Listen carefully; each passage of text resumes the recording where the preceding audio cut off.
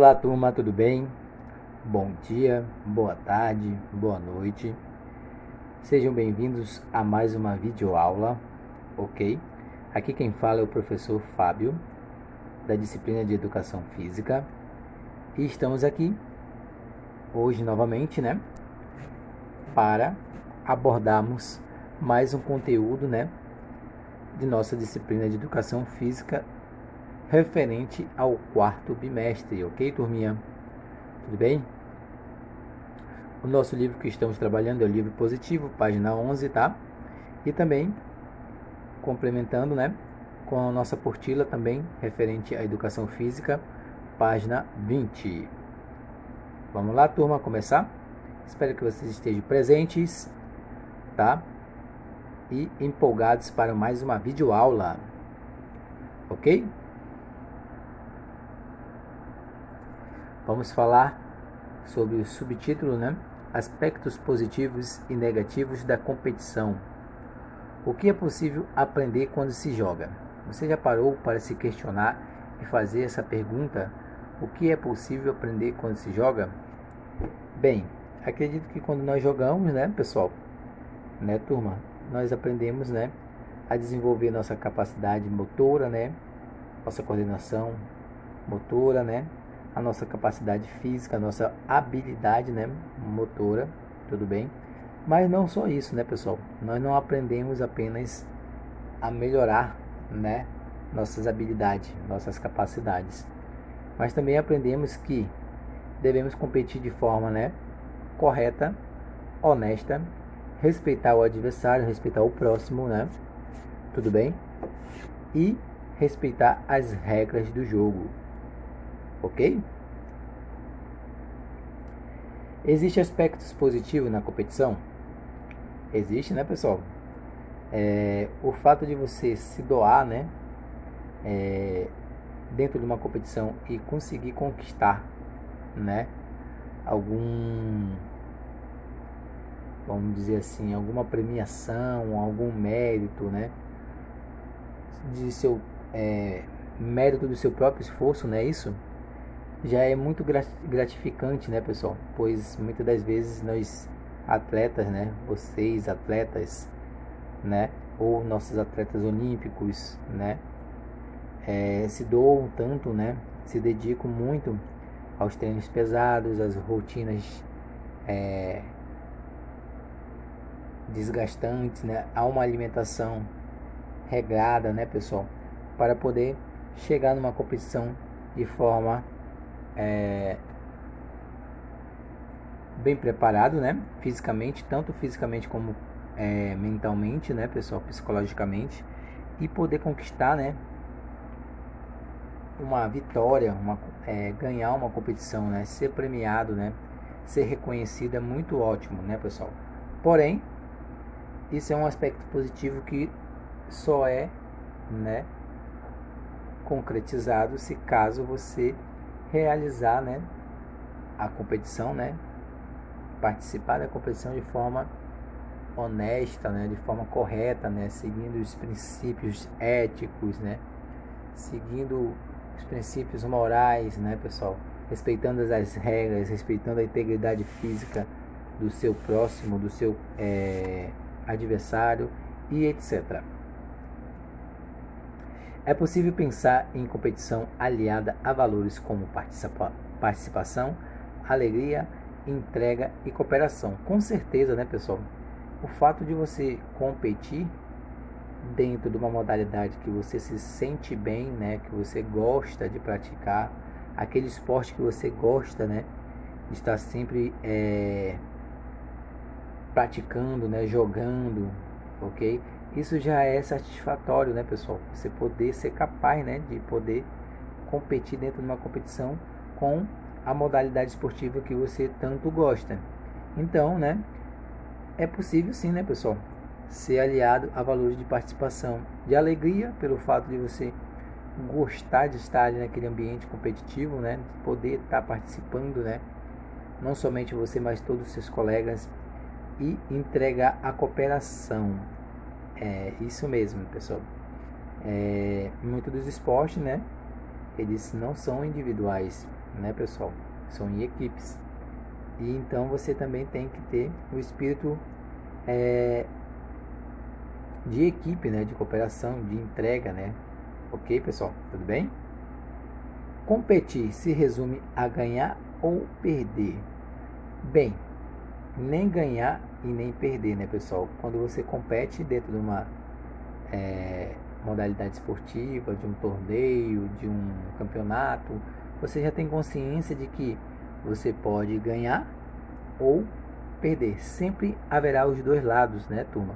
Logicamente que muitos gostariam de ganhar, mas nem sempre é possível, né? Muitas das vezes a outra equipe se preparou mais, se dedicou muito melhor, né?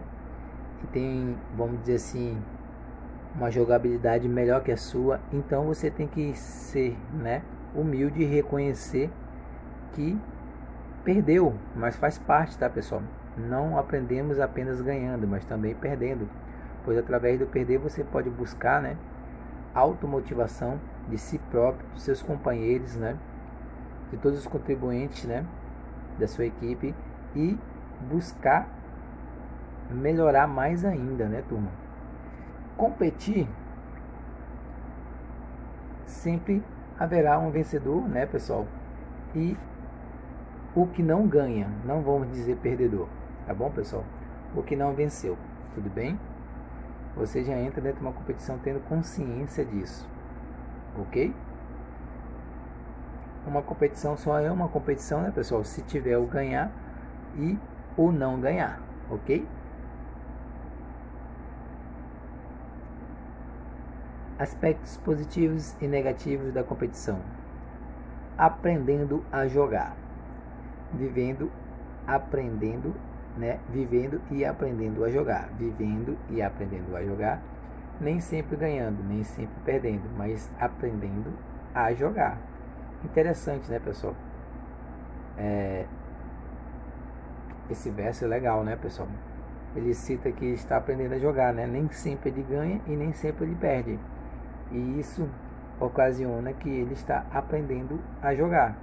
Ah, professor, quer dizer que aprender a jogar é só entrar dentro do campo, né? No caso, no exemplo de um futebol, chutar uma bola dentro do gol e isso é jogar. Não, pessoal.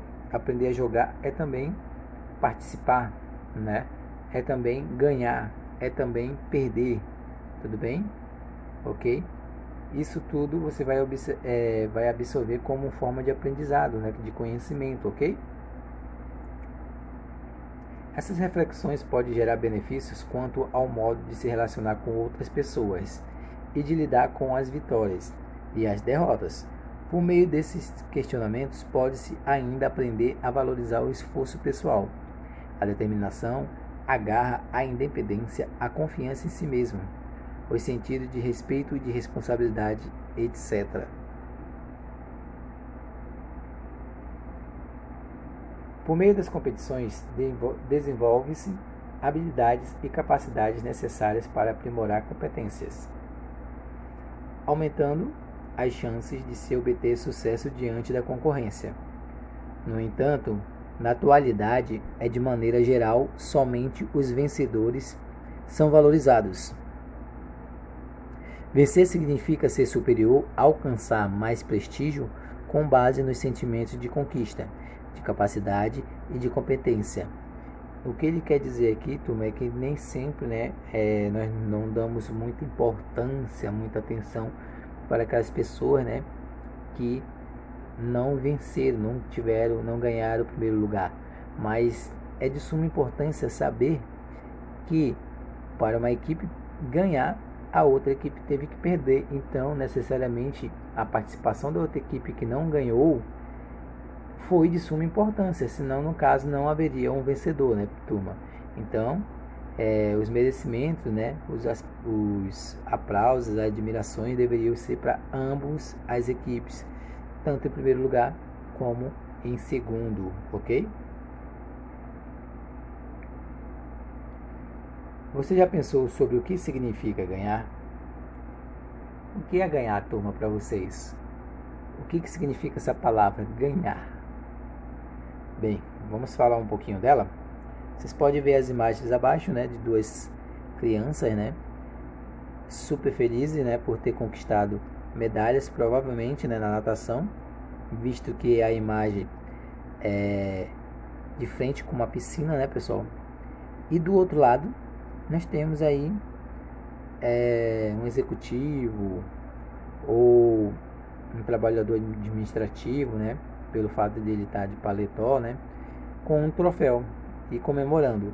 Nesse caso, ele também pode ter sido, né, premiado por alguma conquista, né, ok? Por ter superado algum desafio, etc. Tudo bem? Nos esportes e nos jogos, ganhar expressa superioridade. Contudo, quando alguém ganha, obtém algo além da vitória no jogo.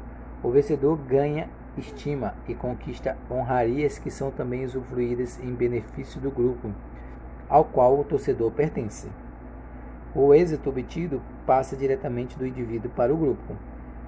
No caso do futebol, né, pessoal, a gente pode ter esse exemplo aí, né, que o time que ganha, né, se sente, as pessoas interpretam, né, que foi o melhor time, que foi superior, sendo que decorrente a competição aparecem também outros times também muito bons, né,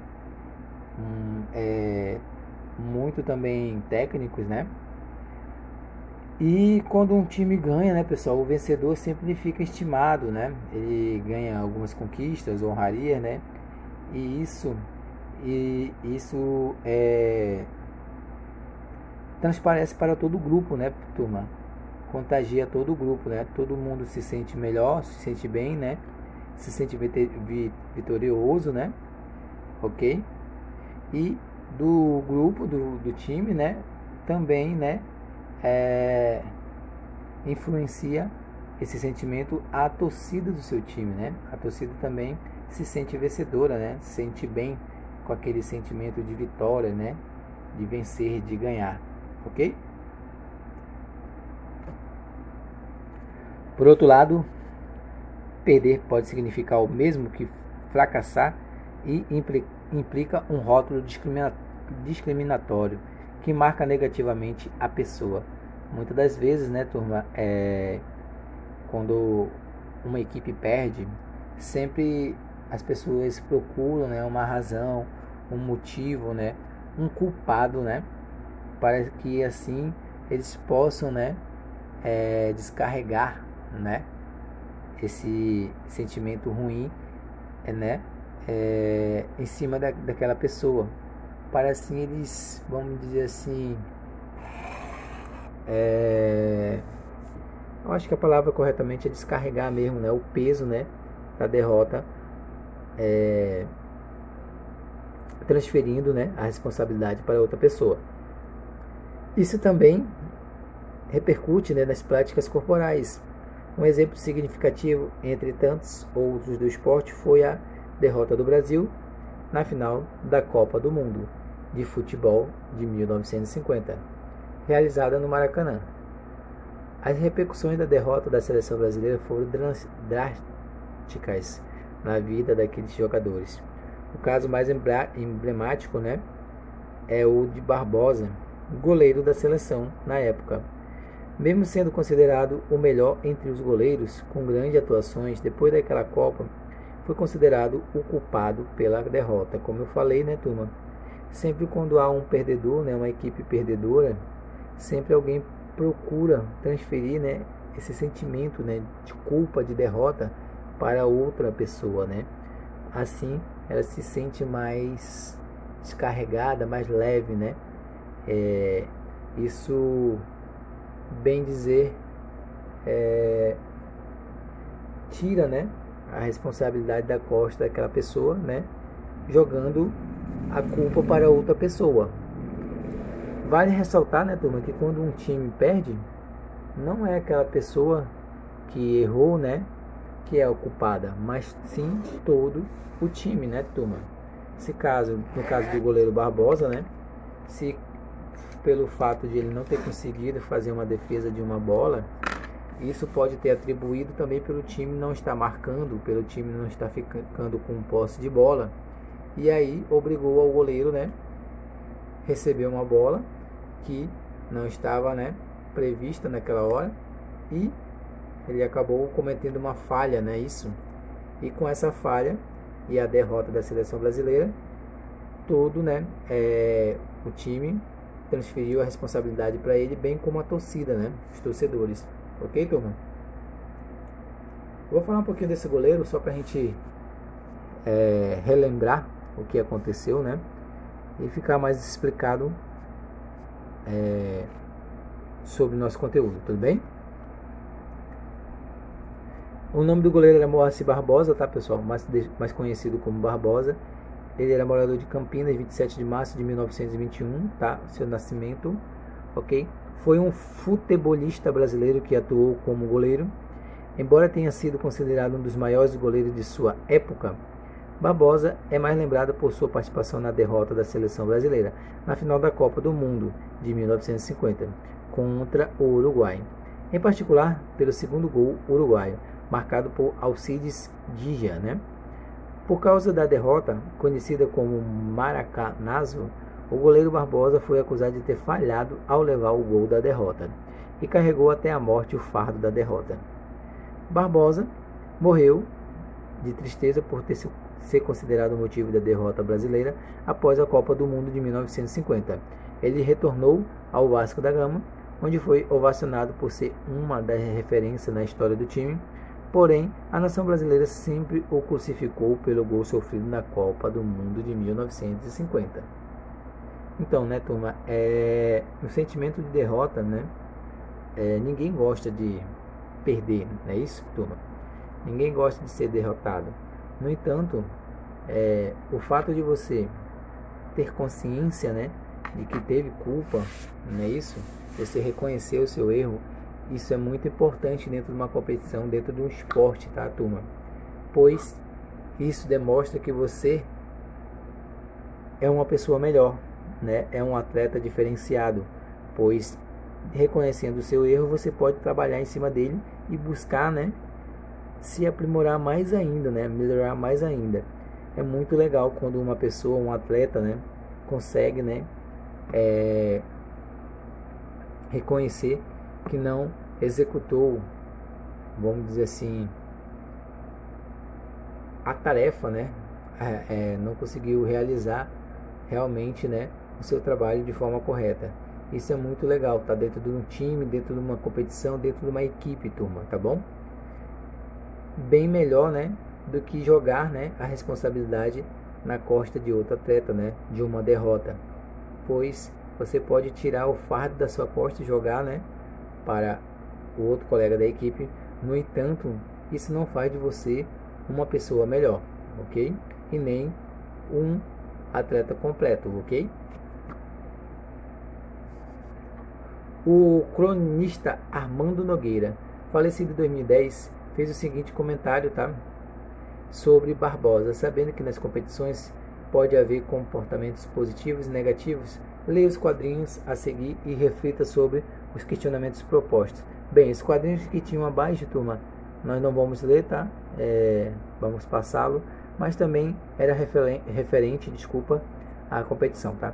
Certamente a criatura mais injustiçada na história do futebol brasileiro era um goleiro magistral. Esse é o comentário do cronista, né, Armando Nogueira.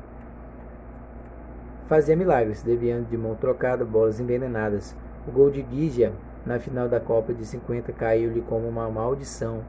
E quanto mais vejo o lance, mais observo. Aquele jogo o Brasil perdeu na véspera. Para a gente falar de competição, né, turma, nós também temos que falar um pouco das nossas habilidades motoras, do nosso desenvolvimento motor, pelo fato, né, de alguns atletas, né, serem, vamos dizer assim, mais habilidosos, ter desenvolvimentos motores melhores, né, capacidades motoras bem mais melhoradas, ok? Vamos falar um pouquinho de habilidades motoras? Habilidade motora consiste em movimentos realizados com precisão. Um indivíduo hábil a nível motor demonstra uma elevada capacidade de coordenação de movimentos. Esse tipo de habilidade está relacionado com o equilíbrio, estabilidade e manipulação de outros objetos. A habilidade motora pode ser treinada através de exercícios ginásticos de agilidade e destreza. Habilidade motora é aquela pessoa, né, pessoal, que tem um diferencial, consegue fazer alguns movimentos, né, vamos dizer assim, extraordinários, que muitas pessoas não conseguem realizá-los, né, de forma correta, né, ou com uma facilidade, né, como aquela pessoa que tem essa habilidade, domina, né, e consegue executá-lo, ok? As habilidades motoras são classificadas dentro de 3 grupos: locomotoras, correr e saltar. As estabilizadoras, equilibrar e rolar. E as manipuladoras, arremessar, receber, chutar, rebater e quicar. Correr e saltar, tem no atletismo, né, turma? Correr e saltar, não é isso? Tem também nos esportes como voleibol, basquetebol, não é isso? Futebol, ok? Nos movimentos de cabecear, lançar a bola, cortar, não é isso? Atacar. E os movimentos estabilizadores, equilibrar e rolar, nós vemos muito nas competições de luta, né, de artes marciais, no caso do jiu-jitsu, não é isso? Do taekwondo, onde você tem que equilibrar em uma perna e executar um chute, né, alto, ok? Na capoeira, não é isso? Tudo bem?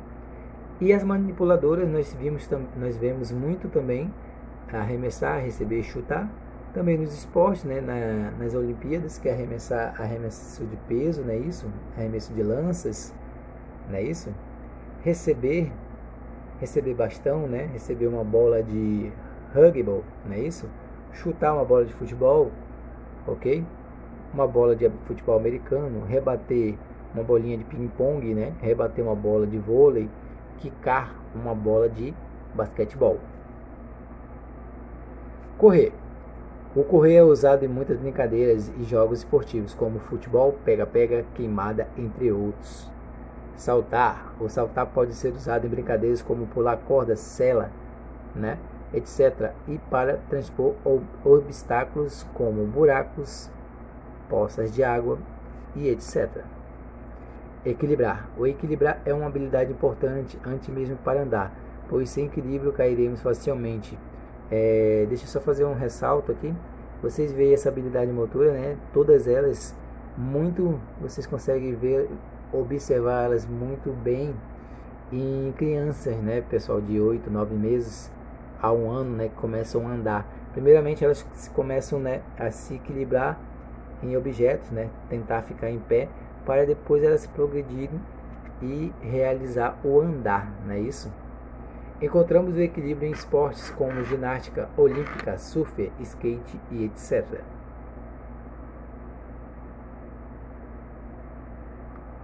Rolar. O rolar pode acontecer para frente, para trás, para a direita e para a esquerda, e também conhecido como a famosa cambalhota. Também é utilizado muito nas artes marciais, né, nas lutas olímpicas, jiu-jitsu, não é isso? Judô e etc. Arremessar. Arremessar é o mesmo que lançar algum objeto em um alvo ou a alguém. Ele é encontrado em brincadeiras como queimada, alerta, boliche e etc. Receber significa segurar ou dominar algo, com um melhor resultado se feito com as 2 mãos. É em esporte coletivo, mas que uma pessoa por equipe, como basquete, handebol, etc., usa-se muito essa habilidade motora. Chutar. Chutar, né, turma, é, bem dizer, o vício do brasileiro, né? O chute é feito pelos pés e é bastante usado no futebol. Aparece também no futebol americano. No chute podemos explorar todas as partes dos pés, né? Bico, peito, chapa, calcanhar e parte de fora, ok? Rebater é igual bater um objeto sem segurá-lo. Encontra-se em jogos como beisebol, taco, peteca e tênis. Pode ser feito com ou sem auxílio de materiais. Quicar. Quicar significa bater a bola no chão, utilizando as mãos, fazendo com que as mesmas voltem para o seu domínio. Bastante encontrado no basquetebol e no handebol. Vamos falar um pouquinho de condicionamento físico relacionado à saúde. Vamos lá? Refere-se à capacidade de seu coração, seus vasos sanguíneos, seus pulmões e seus músculos. Tem de resistir às tarefas diárias e ocasionadas, assim como os desafios físicos inesperados, com um mínimo de cansaço e desconforto. Então, o condicionamento físico, turma, é relacionado à capacidade do seu coração e dos seus vasos sanguíneos, dos pulmões e seu músculo. Eles têm que resistir a tarefas diárias ou uma atividade, turma, ok? Com desafios físicos inesperados, isso com o mínimo de cansaço e desconforto, tá? E a posse das reservas de energia necessária para fazer tudo o que se deseja e ainda mais. O condicionamento físico apresenta diferentes significados para cada pessoa. Fique bem condicionado fisicamente não requer atividade física intensa, desgaste ou exercícios monótonos. Para estar com um bom condicionamento físico, você apenas precisa exercitar-se com regularidade. Entretanto, é necessário que você entenda que a busca pelo bom condicionamento físico é para o resto da vida. Um programa com duração de 10 a 12 semanas não trará benefícios eternos, Felizmente, se você para de se exercitar, o que ganhou em condicionamento físico será perdido com o tempo. Na verdade, o condicionamento físico relacionado à saúde possui 4 componentes: capacidade aeróbia e a capacidade de o corpo captar e utilizar o oxigênio para produzir energia. Composição corporal, a relação entre a quantidade,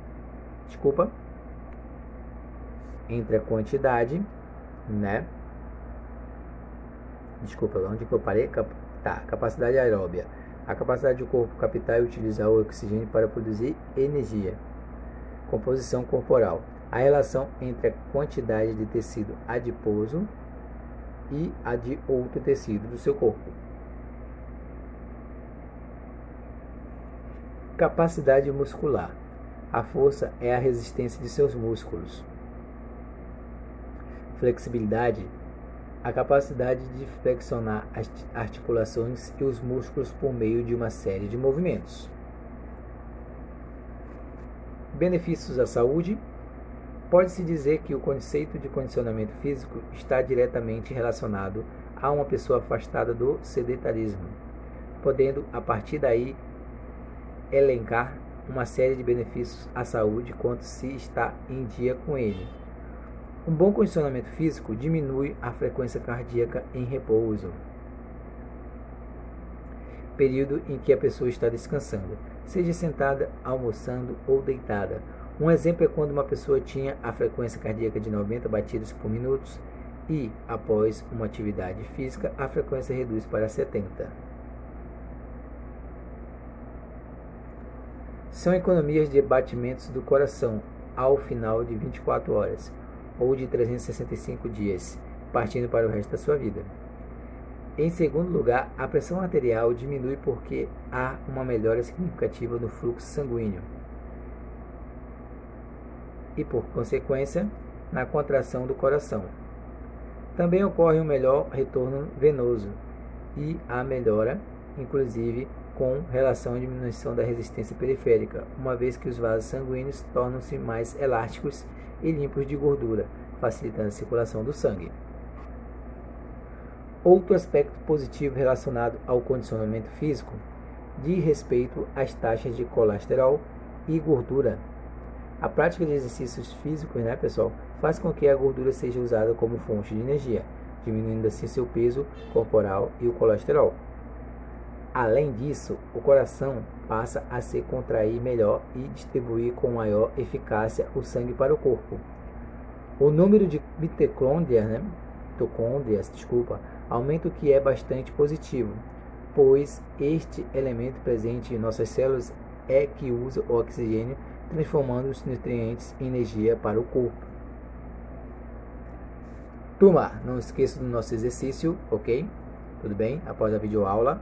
Qualquer dúvida referente ao nosso conteúdo de estudo do 4º bimestre, referente à nossa videoaula de agora, estarei à disposição dos senhores e senhoras para tirar qualquer tipo de dúvida. Muito obrigado pela atenção de todos vocês e até a próxima videoaula. Tchau! E aí, galera, tudo bom? Mais uma aula aqui do professor Barromeu. Essa aula, gente, especificamente para o terceiro ano, né, a terceira série. Então, são as duas salas, sala 300 e 301. Então, turma, nós vamos falar hoje sobre os princípios básicos do condicionamento físico. É um tema que está no nosso guia 2, que a gente vai estar trabalhando resumidamente. Logo a gente vai passar todo o PDF para vocês lá na nossa sala, tá bom? Então, turma, esses princípios, o que será, professor? O que tem a ver com o ser humano, esses princípios básicos? Turma, os princípios básicos é como se fosse a aptidão física. A aptidão física nada mais é do que vários poderes, vamos dizer assim, vários poderes que as pessoas adquirem através do treinamento. Então são várias, temos a natação, temos o handebol, temos as lutas, o esporte em si, basquetebol, futebol, treinamento em academia. Então todos esses treinamentos é adquirido os princípios, né? A aptidão física, que a gente vai ver agora.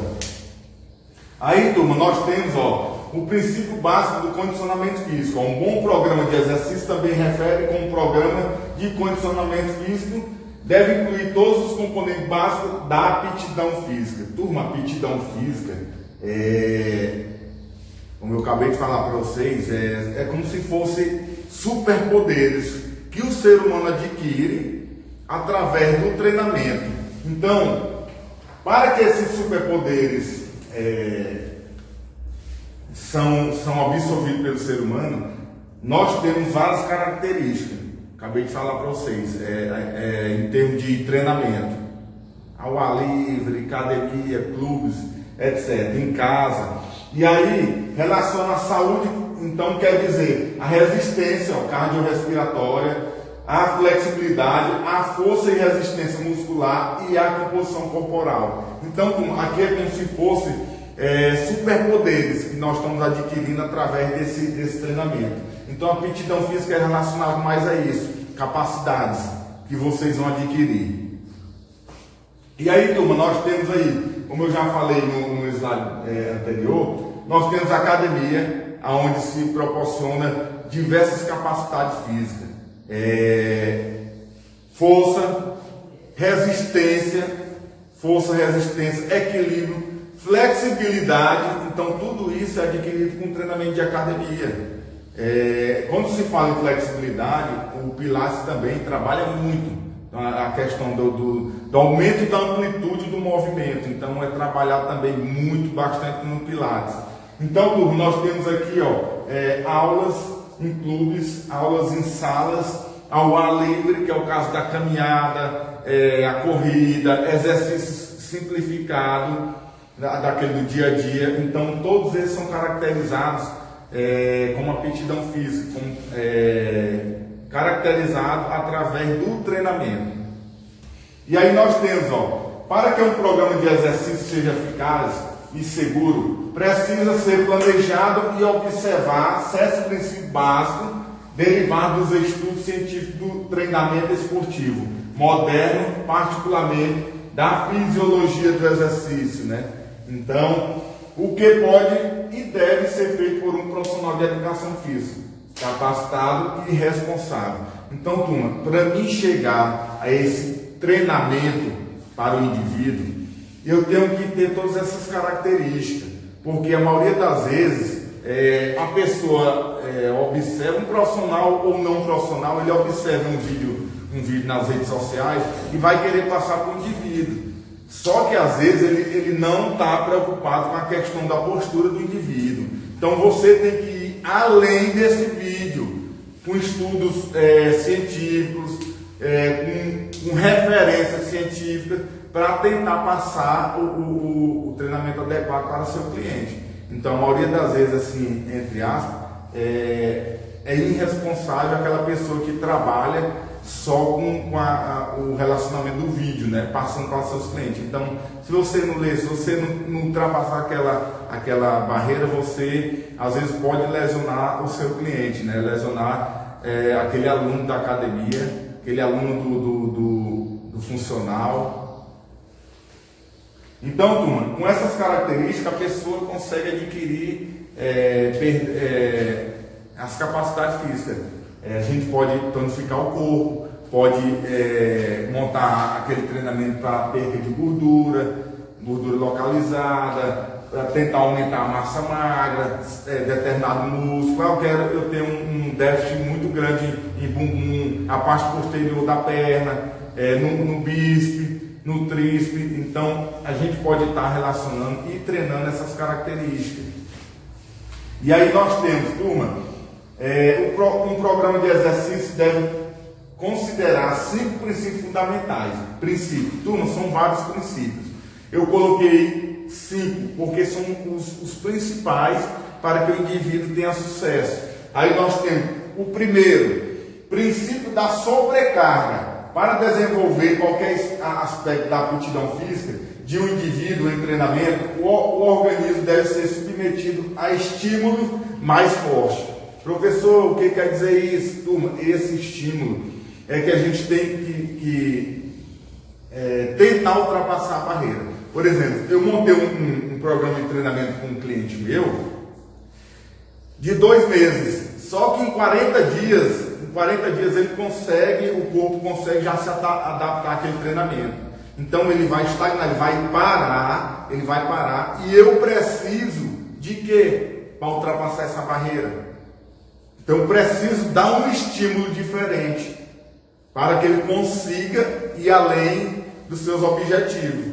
Então, que ele consiga alcançar os seus objetivos. Então, turma, esse princípio da sobrecarga é tentar estimular o indivíduo a ultrapassar aquelas barreiras, seja ele no treinamento ou seja ele na carga em si, né? Então, se eu tenho um treinamento de repetições, eu posso muito bem diminuir a repetição e aumentar a carga, para dar aquele outro estímulo para ele. 2. Princípio da progressão e da continuidade. Para melhorar a condição funcional do organismo ou parte dele, um programa de condicionamento físico deve estimular este organismo de maneira gradualmente crescente e com regularidade. Turma, esse princípio aí é muito importante. Por quê?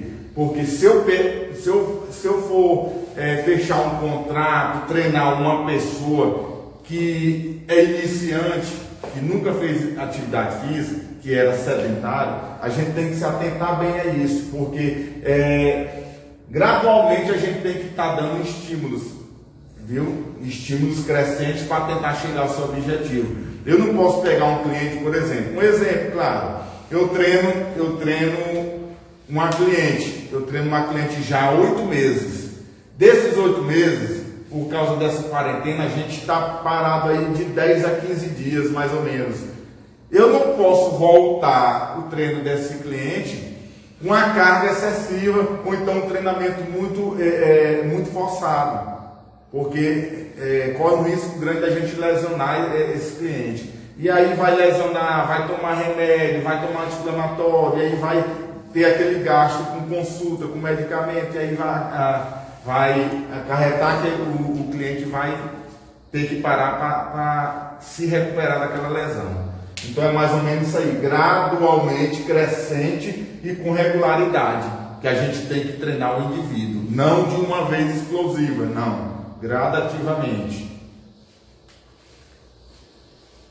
E aí, turma, essa foto mostra muito bem a capacidade, né, da pessoa no ciclismo. Então o ciclismo é um dos princípios da aptidão física, falando assim, que a pessoa consegue trabalhar todo o seu sistema muscular, então todas as suas características secundárias do corpo.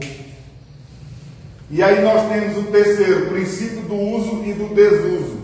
Que é isso, professor? O uso continuado de nossas funções estimula o aprimoramento dessas funções, enquanto o desuso promove a deteriorização do organismo, como um todo ou em partes.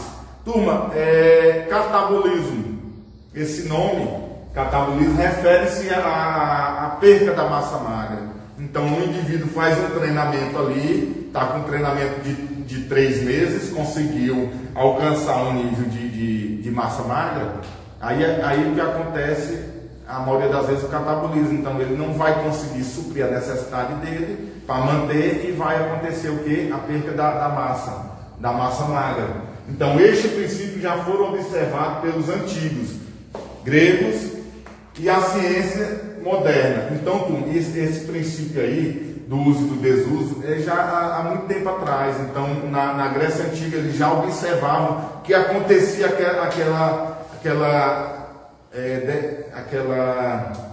aquele catabolismo atualmente hoje, né? Então ele já observava que existia aquela quebra, aquela perca da massa magra.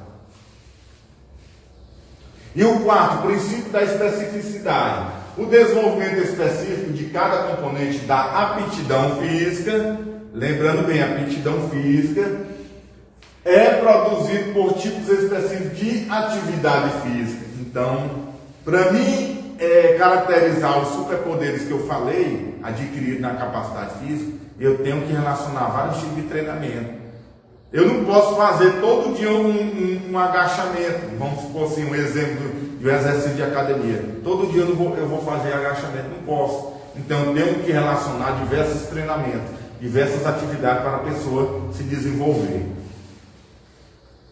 E aí, turma, eu coloquei essa foto aí porque os princípios é formalizado com isso aqui, o antes e depois. Fulano de tal, não sei o que, usou esteroide, não sei o que, essa foto aí é mais por alguma força externa. Sim, pode ser.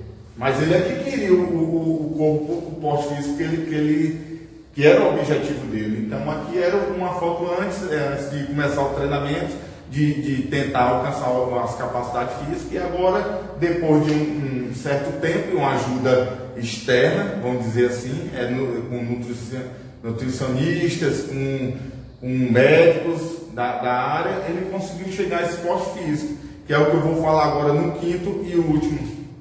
Aí, tem aí, princípio da individualidade biológica, turma, é um dos princípios que eu mais gosto de comentar. Por quê? Porque, professor, eu já treino há 1 ano e não estou conseguindo certo músculo, não estou conseguindo certa capacidade física.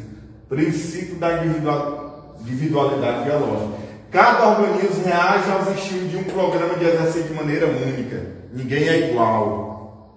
O corpo não é igual. Então as características não são iguais. Ele desenvolve de maneira única. De maneira única. Então, professor, eu como tem certos alunos que sempre falam para mim dentro de sala de aula, professor, eu como e não engordo. Então está relacionado ao metabolismo, à genética, o biológico da pessoa, as características de metabolismo. Então isso tudo aí, adaptação ao treinamento depende da idade do indivíduo, um dos fatores, idade do indivíduo, do grau de obesidade, se aquela pessoa for obesa, dos hábitos de repouso e sono, da nutrição, da existência de doenças. Então, turma, essas características aí é muito relativo. Por quê? Porque ninguém é igual a ninguém. Então, o desenvolvimento é totalmente diferente. Então, cada um vai desenvolver de forma. Eu estou treinando um programa de treinamento com um amigo. Daqui 1 ano a gente vai ver as características, quem aumentou mais, quem não aumentou. É lógico que tem um que vai aumentar mais do que o outro, um vai desenvolver mais do que o outro. Então, a individualidade biológica. Então, turma, para finalizar nossa aula aqui para vocês, do segundo guia, eu coloquei essa noção porque essa é quando eu falo ajuda externa, suplementação. Professor, eu posso tomar suplementação? Desde que você se consulte com um médico e um nutricionista para relacionar qual é o tipo de suplementação que o seu corpo está precisando. Então, com um programa de treinamento, pegar o cano aqui, com um programa de treinamento, isso pode se tornar isso. Então, o indivíduo com certeza pode chegar ao seu objetivo principal, que é tonificar o músculo, tonificar o corpo. Então está aqui. Mas antes de tudo isso, você tem que passar pela avaliação física, passar pela avaliação nutricional, avaliação com o médico para saber quais são as características. Então, turma, valeu aí, essa aula aí já vai estar disponível para vocês, em PDF também, lá na nossa sala. Queria agradecer, e é isso aí. Valeu, galera! E aí, galera do 9º ano, tudo bem com vocês? Como é que vocês estão? Espero que vocês estejam bem, espero que vocês estejam com saúde. Bom, hoje vai ser a nossa primeira aula online. A gente vai estar fazendo uma revisão, né, do que a gente já viu sobre habilidades motoras. Desejo que vocês possam ter um excelente aprendizado dessa forma. Sei que tudo é novo para todos nós, mas com fé em Deus nós vamos conseguir, vamos passar por esse momento e creio que logo logo nós vamos estar juntos, ok? Bom, vamos começar a aula. Nós vamos estar falando, como eu já disse, sobre habilidade motora. Bom, o conceito de habilidade motora pode ser entendido como um ato ou uma tarefa onde quase todo ato motor ou movimento pode ser considerado uma habilidade. Ou seja, já havia explicado para vocês que tudo que nós fazemos de forma motora, qualquer movimento que nós fazemos, é uma habilidade motora. Seja você pentear o cabelo, seja você caminhar da sala ao quarto, seja você andar de bicicleta, qualquer movimento que você faça no seu corpo é uma habilidade que você tem de fazer. Existem pessoas que vão ter uma habilidade mais específica em algo e existem pessoas que vão ter habilidades específicas em outro. Mas de uma forma geral é uma habilidade, ok? Eles são movimentos que devem ser aprendidos a fim de serem executados corretamente, como por exemplo, atirar, tocar piano ou dar um saque no tênis, por exemplo, seja chutar uma bola também. A gente pode citar como exemplo, saltar, correr. Então, assim, todo movimento que você faz, ele é uma habilidade. E mais para frente a gente vai ver sobre coordenação motora fina ou grossa. Eu vou dar um exemplo para vocês daqui a pouco, para vocês entenderem melhor. Bom, falando sobre habilidades motoras fundamentais, essas habilidades elas servem de base, servem como uma referência para o desenvolvimento motor das crianças, ok? Elas são divididas em 3 categorias. São as habilidades motoras de locomoção, de estabilização e de manipulação. Dito por Galarrue. Bom, a gente tem 3 imagens aí em sequência que exemplificam um pouquinho dessas 3 categorias. Por exemplo, habilidade motora de locomoção. A gente tem uma atleta aí, uma pessoa, um indivíduo correndo, praticando corrida. Então isso é um exemplo de habilidade motora de locomoção. Temos uma outra imagem aí de uma atleta, de um indivíduo praticando slackline. Na verdade essa imagem é o highline, que é uma habilidade motora de estabilização. E temos um atleta aí conhecido como o Daniel Alves, lateral da seleção brasileira, fazendo um arremesso aí lateral no futebol, e é uma habilidade manipulativa, ok? Bom, a locomoção. Qual é o conceito de locomoção? As habilidades de locomoção são aquelas que permitem ao indivíduo deslocar-se de uma direção horizontal ou vertical a um ponto para o outro no espaço, seja andar, correr, saltar, deslizar, ok? Saltitar. Então todos esses exemplos elas são uma habilidade motora de locomoção. São consideradas habilidades fundamentais. De estabilização são movimentos corporais relacionados ao domínio do corpo e ao equilíbrio. Quem disse isso foi Barbante, em 2003. Então você se equilibrar, existem vários tipos de equilíbrio, né? Existem equilíbrio estático, equilíbrio dinâmico, equilíbrio recuperado. Na sala, quando nós tivemos a aula disso, eu dei alguns exemplos. Equilíbrio estático é você simplesmente estar parado numa posição e dela ficar. Equilíbrio dinâmico, você está, vamos dar um exemplo aqui, saltar de um lado para o outro alternadamente e você salta e se equilibra, salta e se equilibra, ok? E equilíbrio recuperado é um exemplo, você está num lugar mais alto, num lugar mais elevado, você salta para um lugar mais baixo ou vice-versa e você recupera esse equilíbrio. Você consegue, no momento do salto, realizar esse salto e quando você faz a aterrissagem você se equilibra, ou seja, você se estabiliza. Manipulação. São habilidades que abrangem movimentos grossos e finos. Manipulação motora grossa refere-se a um movimento que envolve dar força ao objeto ou receber força dos objetos. Arremessar, receber, chutar, agarrar, rebater são consideradas motoras fundamentais manipulativas grossas. E as habilidades motoras manipulativas do esporte são uma elaboração do aprofundado, refinado dessa habilidade básica. Quem disse isso novamente foi Galarrui. Existe também a habilidade motora fina, que são movimentos mais que requerem um cuidado maior, requer uma destreza maior. Exemplo, você tocar violão. O fato de você conseguir tocar o violão, tocar flauta, é uma coordenação motora fina, uma habilidade motora fina. Eu citei até um exemplo, se vocês se recordam, da questão do cirurgião cardíaco, do cirurgião dentista. Esses profissionais eles têm que ter uma habilidade motora fina bem certinha, bem refinada. Porque imagina, eles fazem detalhes ali, eles estão mexendo com locais que tem vasos sanguíneos, que tem nervos, que tem situações sensórias muito refinadas. Então, se eles não tiverem uma coordenação motora fina bem refinada, corre o risco dele fazer algo errado ali.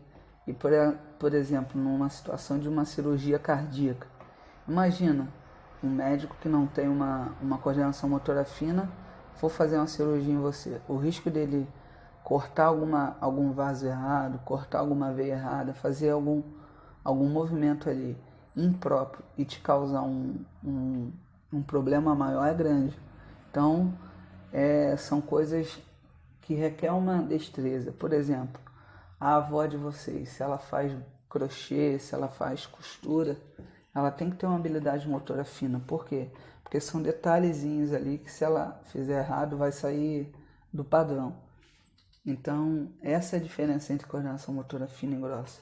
Grossas são coisas que não precisam de uma destreza tão grande quanto as finas, ok? Bom, falando sobre atividade motora no contexto recreativo e esportivo. As habilidades motoras fundamentais elas servem de referência, como já foi dito, para o desenvolvimento e realização das habilidades motoras especializadas. As habilidades motoras especializadas consistem numa habilidade realizada permanentemente no contexto esportivo, competitivo, vida diária e recreativo. Quem disse isso novamente foi o Galarrui. Então a gente tem 4 imagens aí, observem as 4 imagens. A gente tem uma pessoa pulando corda, tem o Steph Curry, que é um jogador da Liga Americana de Basquete, realizando um arremesso. Nós temos uma outra pessoa correndo e temos uma outra pessoa fazendo um equilíbrio em cima de um disco, ok? Então observem essas imagens acima aí e anotem no caderno de vocês aí a quais habilidades motoras cada uma dessas imagens se refere. Ou seja, nós temos 4 imagens e vocês têm que, através dessas imagens aí, descobrir qual habilidade motora elas estão representando. Bem fácil, galera. Não tem mistério.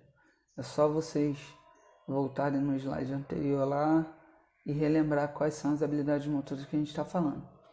Ok? Esse slide ele vai ser disponibilizado para vocês em forma de PDF, para que vocês possam não ter essa dificuldade de estar tendo que voltar ao vídeo para estar podendo fazer as atividades, beleza? Bom, nós temos aí um um ícone do esporte. Através dessa imagem aí, eu acredito que vocês já saibam quem são, né? Quem é, na verdade. Esse daí é o símbolo do Michael Jordan. Michael Jordan foi um atleta de ponta do basquetebol em geral, tá? Ele é conhecido mundialmente pelo seu jogo, pela forma. Só que o Michael Jordan ele tem uma característica. Existe um link aí no nome dele, Michael Jordan. Se a gente clicar, nós vamos para um vídeo onde vai contar a história dele. Mas resumindo um pouquinho aqui a história para vocês, quando vocês quiserem, é só vocês clicarem nesse link aí que ele vai direcionar vocês para o vídeo. Mas para não deixar nossa aula bem longa, vou dar uma resumida aqui. Michael Jordan ele foi um jogador, como eu já disse, da Liga Americana de Basquete. E ele, entre 1991 e 1993, ele já tinha 30 anos, ele decidiu abandonar o basquete para jogar beisebol. Mas a vida dele em si, a carreira dele bem grandiosa, foi antes disso no time chamado Chicago Bulls. Ele foi campeão por esse time em vários campeonatos. Só para vocês terem uma noção, ele tinha a maior média de pontos nos playoffs da NBA. Em 1993 ele tinha em média 41 pontos por jogo. Ok? Ele foi campeão várias vezes durante 7 temporadas pelo Chicago Bulls. E aí em 1993 o pai dele falece, o pai dele morre assassinado. E ele, triste com essa história, ele decide abandonar o basquete e ir pro beisebol, que era um esporte que o pai dele gostava muito. E aí ele tenta ir pro beisebol, só que o beisebol ele não consegue evoluir tão bem como ele evoluiu no basquete. E aí mais tarde ele volta um pouco pro basquete, ganha mais alguns títulos no basquete. Então, pra gente ter noção, ele era um jogador de basquete, ele era multicampeão no basquete, e aí ele sai do basquete e vai pro beisebol. No beisebol ele não consegue ter uma história tão marcante como foi no basquete, ele não consegue jogar tão bem, e ele volta pro basquete. E nisso que ele volta, ele ainda ganha mais títulos. Ou seja, mesmo ele tendo ficado algum tempo sem jogar basquete, quando ele volta ele consegue se destacar novamente, consegue ter um destaque no cenário do basquete, ok? E ele volta para o basquete, faz mais alguns jogos, ganha mais alguns campeonatos e depois ele decide realmente parar. Inclusive ele fez um filme, o nome do filme é Space Jam, com personagens como Pernalonga, como Patolino. Depois, se vocês quiserem também, pesquisa esse filme Space Jam. Pesquisa no YouTube que vocês vão ver o filme que ele fez, tá? Mas se vocês quiserem saber mais informações sobre o Michael Jordan, clica no link aí, tá em cima do nome dele. É só clicar no nome dele, Michael Jordan, que vai abrir um link para vocês do vídeo e vocês vão poder ter mais informações. Bom, vamos à primeira atividade. A primeira atividade que eu quero que vocês façam, realizem, de acordo com o que a gente tem discutido nessa aula, eu queria que vocês dissessem e até pesquisassem, né, se for o caso, por que Michael Jordan não conseguiu ter no beisebol o mesmo desempenho esportivo que ele teve no basquete. Baseado no que a gente vem falando já nessa aula de hoje, tá? Vocês vão fazer uma espécie de um texto aí, não precisa ser muito grande, eu quero um texto aí no máximo com 10 linhas, também não façam um texto muito pequeno, façam no caderno de vocês mesmo, tirem fotos no caso das atividades que vocês estão fazendo e enviem pelo aplicativo, pela plataforma, para a gente poder estar avaliando vocês aí, como vocês estão indo, como vocês estão lidando com essa forma de ensino, tá? Essa é a primeira atividade que eu quero que vocês façam. Ou seja, vocês vão pegar, perceber aí o porquê que Michael Jordan não teve no beisebol o mesmo desempenho esportivo que ele teve no basquete, ok? Lembrando que ele, mesmo tendo ficado parado algum tempo, tendo jogado beisebol durante esse tempo, quando ele voltou a jogar basquete, ele ainda ganhou alguns títulos, ele foi destaque nesse cenário. E a segunda atividade que eu quero que vocês façam é que vocês realizem uma pesquisa sobre atletas que são considerados habilidosos, ou seja, eles são acima da média em seus respectivos esportes. Eu quero que vocês citem pelo menos 3 exemplos informando o motivo da sua escolha, tá? Não é simplesmente colocar lá, fulano de tal foi destaque no seu esporte, mas eu quero saber o porquê que ele foi destaque, ok? Eu citei um exemplo aí do Michael Jordan, eu não quero esse exemplo já foi citado, senão seriam só mais 2. Quero exemplos à parte. O Michael Jordan, ele foi exemplo, ele foi acima da média, ele seria um exemplo nessa atividade, nessa segunda atividade, porque pelos títulos que ele ganhou, pelo nome que ele tem no esporte, por ele ter sido muito acima da média. O Michael Jordan, ele tinha uma característica que quando ele ia para a cesta, ele dava alguns saltos que pareciam que ele estava voando. Inclusive, hoje em dia, atualmente a Nike tem uma linha de calçados e de vestuário que é em cima do Michael Jordan. Geralmente vestuários em cima do esporte do basquete, ok? Mas, ratificando, pesquisem 3 atletas e informem o motivo da sua escolha, por que esses atletas eles são considerados acima da média no seu esporte, ok? Pessoal, fiquem com Deus, que vocês tenham uma ótima semana, que vocês possam realizar essas tarefas aí com responsabilidade, nos envie foto das atividades de vocês, para que a gente possa estar avaliando vocês, ok? Novamente, tenham uma boa semana, fiquem com Deus.